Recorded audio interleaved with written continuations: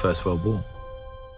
It starts with literally horses and carriages and ends with tanks. So it's the moment where modern war, you could argue, begins.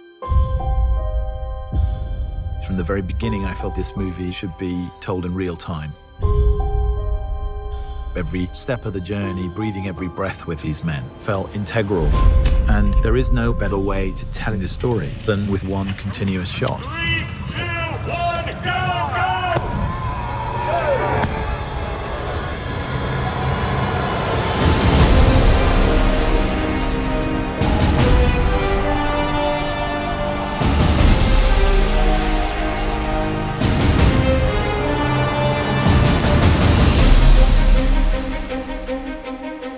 From the first moment I talked to Sam about the idea of it as a one-shot movie, I knew it was going to be really immersive. It's meant to make you feel that you are in the trenches with these characters. The film in itself is a slice of time. These two young men get sent on a mission to deliver a message to stop an attack. Action! So they've got to cross into enemy territory on a race against time to deliver a message that will save 1,600 lives.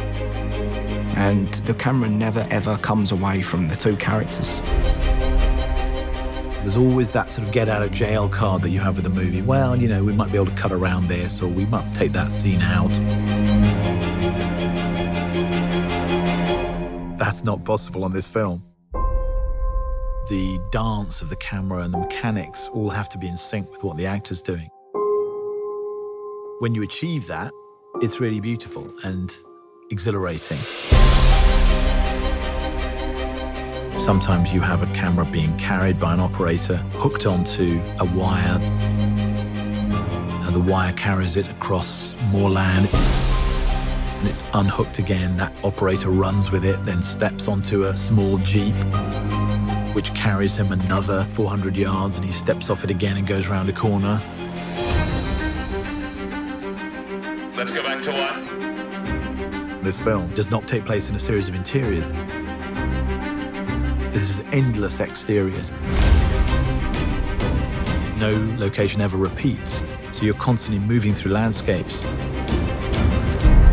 Being such an exterior movie, we're very dependent on the light and the weather. And we kind of realized, well, for a start, you can't really light it. Action. Because, you know, if you were running down a trench and turning around 360 degrees, there's nowhere to put a light anywhere. And because we were shooting in story order, we have to shoot in cloud to get the continuity from scene to scene. So some mornings, the sun would be out and we couldn't shoot. So we would rehearse. And we're rehearsing. And then we'd be waiting around, everyone with their eyes up in the sky, trying to see how long it'd take for the sun to move behind the cloud. And as soon as it comes over, you've got this 5-minute window. Everyone would be like, come on, go, go, go. Go, go, go! So you are also in the lap of the gods. It's like a piece of theatre every take. Once it starts, it can't stop. If something goes wrong, you just have to keep going. Until you actually see it on a screen, you don't really realize how immersive it is and how that technique kind of draws you into it. For me, engagement is very important. And that is behind the way in which we've decided to shoot this film. I wanted people to understand how difficult it was for these men.